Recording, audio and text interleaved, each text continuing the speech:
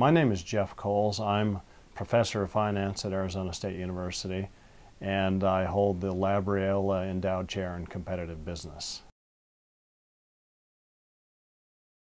I was making money as a dishwasher, and I was making $1.69 an hour, and it was awful hot work. You'd get burned by the water. You'd take your money home at the end of the day, get home at 2 a.m., shower off, wash all the goo off, and then get up and go to high school at 7 in the morning. And I was saving my money to buy a beat-up Willys Jeep, and the other thing I really wanted was a climbing rope. And so it was an important thing for me to be able to figure out what to do with my money, how to save it, where to invest it for maximal return with no risk, so that I could then enhance my lifestyle with a car and with a climbing rope. And, well, I went skiing a lot too. Well, the thing that's exciting about finance is how it permeates our lives every single day.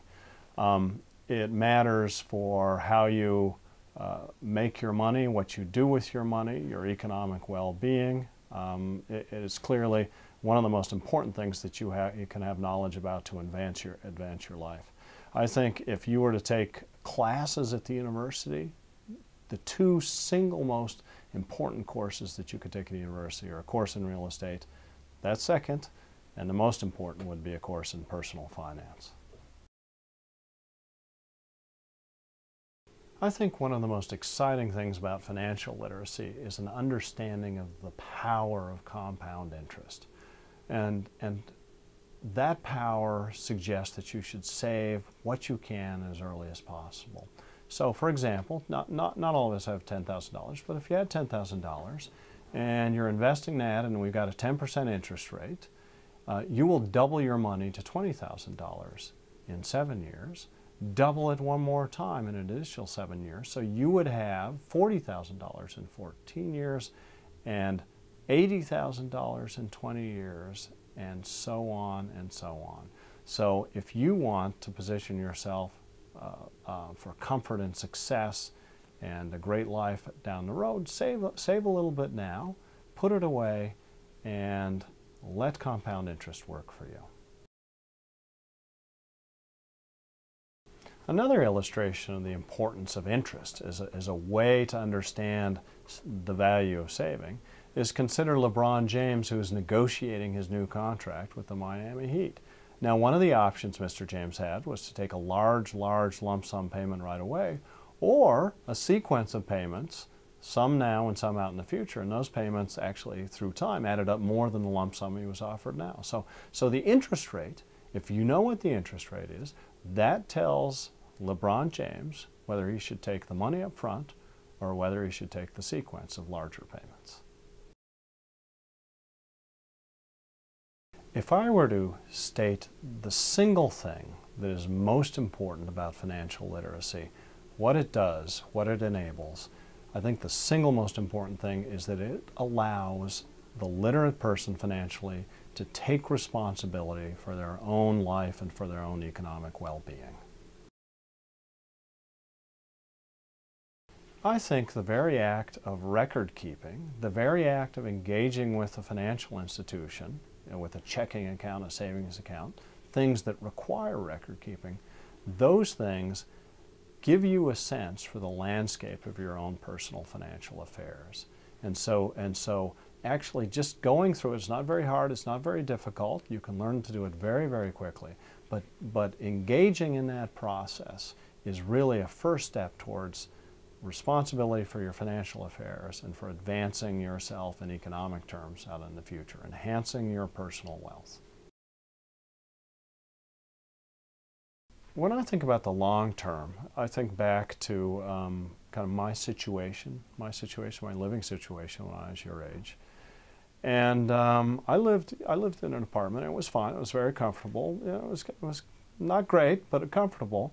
But finance can help you think ahead about how to achieve your objectives. So for example, now it's easy for me to have a place on the beach, and I can tumble out of my apartment onto the street and go to a very nice restaurant, and then walk out onto the beach and and put my toes in the water and watch the sun go down. And that's not a bad way to live. So finance can help you strategically, tactically allocate your assets to current consumption and to saving for the future that can make your life much better than it otherwise would be. So another aspect of financial literacy is that you don't actually have to be the financial analyst or the financial expert or the financial advisor, but if you have financial literacy, you can evaluate whether or not a person like that, to whom you entrust your money, is doing a good job.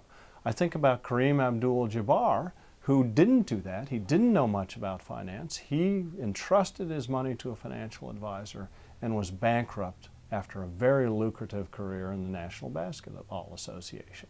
So nobody wants that to happen, and you need to be in a position to evaluate what the experts tell you about your money.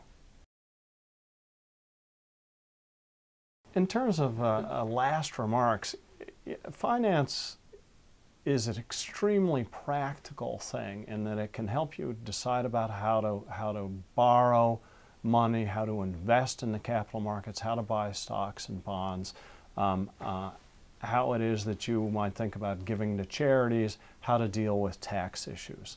But in addition to that, finance has a set of tools that simplify a very complex world.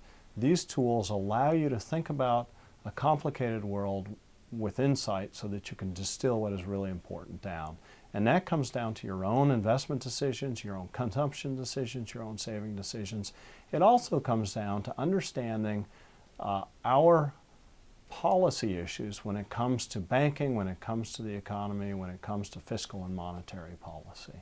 And being an informed member of the debate on those issues is an extremely important part of your role in our society.